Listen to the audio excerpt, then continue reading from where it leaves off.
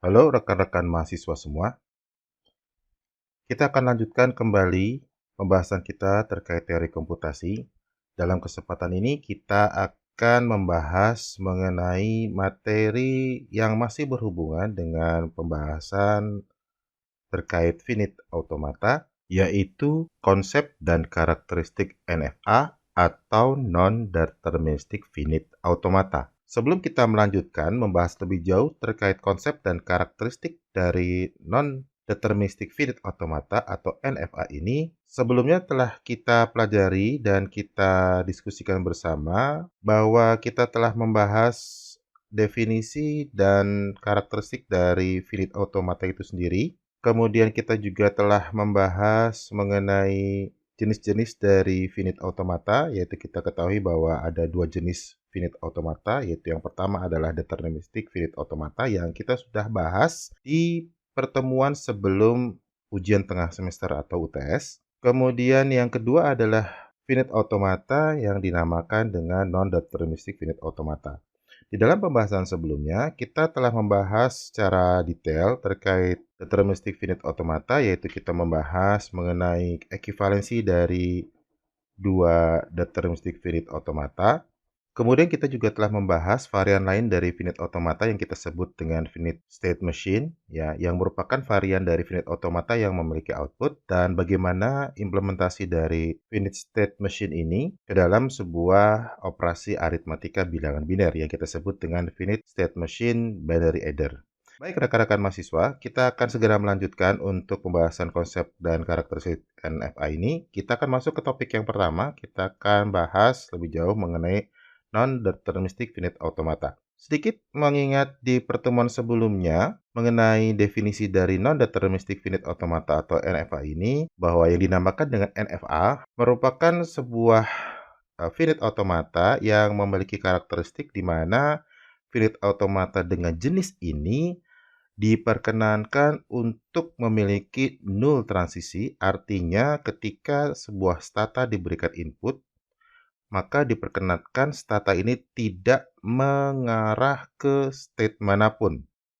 Atau kita bisa katakan hasil dari proses di dalam state-nya terkait dengan input yang diberikan ini hasilnya merupakan transisi stata yang hampa. Kemudian, non-deterministic finite automata ini, transisi stata yang dihasilkan ini dapat menuju ke sejumlah stata lainnya. Di dalam pembahasan mengenai NFA, pada kesempatan ini saya telah mempersiapkan sebuah ilustrasi yang mencontohkan mesin NFA yang dimaksud. Di mana dalam mesin otomata NFA yang saya sudah siapkan ini, kita melihat adanya 3 buah stata, yaitu Q1, Q2, dan Q3. Di mana Q3 kita ketahui sebagai stata penerima yang ditandai dengan adanya sebuah bangun lingkaran dengan 2 garis tepi. Dan bagaimanakah kita mengidentifikasi ini sebagai sebuah mesin NFA? Kita lihat satu persatu dari setiap statanya. Kita melihat dari penggambaran mesin FA ini, kita dapat mengetahui bahwa mesin ini memiliki 2 buah input, yaitu A dan B, dan setiap stata yang terdapat di dalam mesin NFA ini akan diberikan kedua input tersebut. Kita akan mulai dari Q1.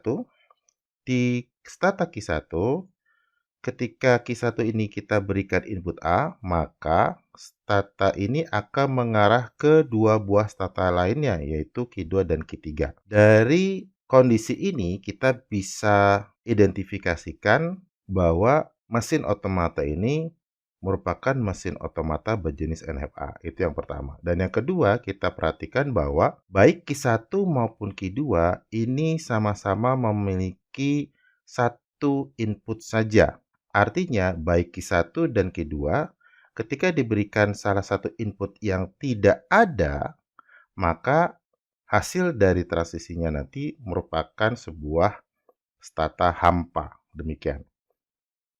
Sedangkan untuk Q3 memiliki inputan yang lengkap, yaitu di mana ketika diberikan input A mengarah ke Q2 dan diberikan input B, ini akan mengarah kembali ke Q1. Baik, dari ilustrasi ini, maka ini adalah salah satu contoh bagaimana mesin NFA ini dibangun. Baik, kita lanjutkan. Kita akan melihat bagaimanakah pasangan elemen dari NFA yang sudah saya siapkan seperti ini. Kita lihat bahwa non-deterministic finite automata merupakan jenis dari finite automata di mana memiliki 5 buah pasangan tupel, yaitu K, VT, S, Z, dan M. K ini akan mewakili semua stata yang terdapat dalam mesin otomata.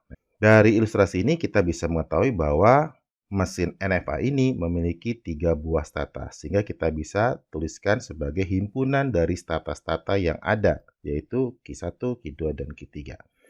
Kemudian mesin NFA ini memiliki 2 buah input, yaitu A dan B, sehingga VT-nya kita akan lengkapi sebagai sebuah himpunan input, yaitu A dan B. Kemudian S merupakan stata awal. Oke, stata awal kita asumsikan saja Q1 karena Q1 adalah stata pertama, sehingga kita tuliskan saja S sebagai Q1. Z merupakan stata penerima, hanya ada satu stata penerima di sini yaitu Q3, kita tuliskan sebagai Q3, dan M merupakan sebuah tabel transisi yang kurang lebih menggambarkan hubungan antara setiap stata yang terdapat dalam mesin NFA yang disajikan. Jika kita perhatikan, ketika Q1 diberikan input A, maka dia akan mengarah ke 2 buah stata yaitu Q2 dan Q3, sehingga kita akan sebut sebagai sebuah himpunan stata baru rekan-rekan mahasiswa.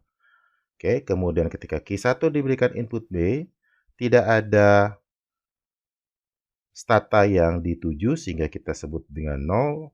Kemudian Q2 diberikan input A pun akan memiliki hasil transisi 0. Dan Q2 diberikan input B, dia akan menuju ke dirinya sendiri, yaitu Q2. Q3, ketika diberikan input A akan menuju ke Q2, dan ketika diberikan input D, dia akan menuju ke Q1. Baik, rekan-rekan, kita lanjutkan. NFI yang kita maksud ini merupakan varian mesin otomata yang disebut dengan mesin otomata yang ambigu.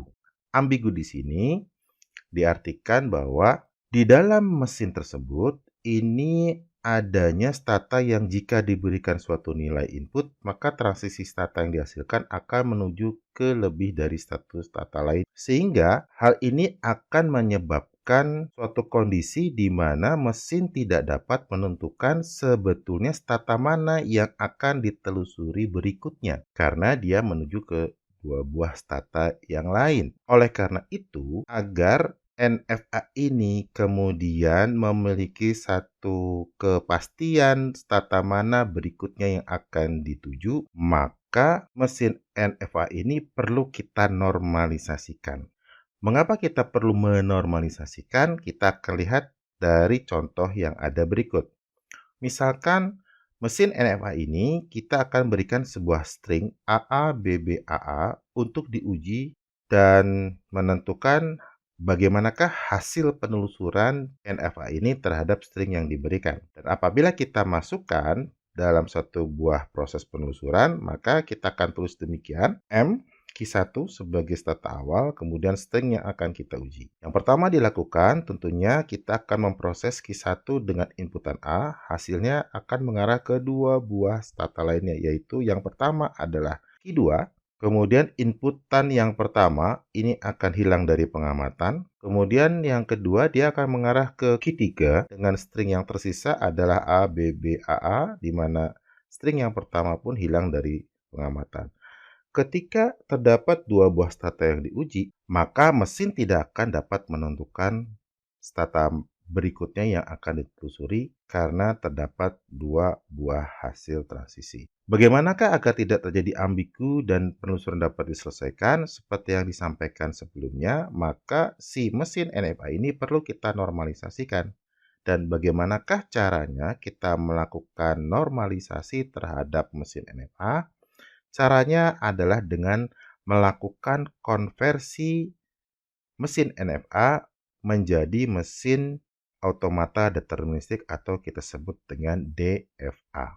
Kemudian pertanyaan yang lain muncul, Bagaimanakah caranya kita mengkonversikan sebuah mesin NFA menjadi sebuah mesin DFA? Untuk menjelaskan ini, kita akan bahas lebih detail di pertemuan berikutnya. Demikian rekan-rekan mahasiswa yang dapat saya sampaikan. Terima kasih dan kita akan bertemu lagi di pembahasan selanjutnya.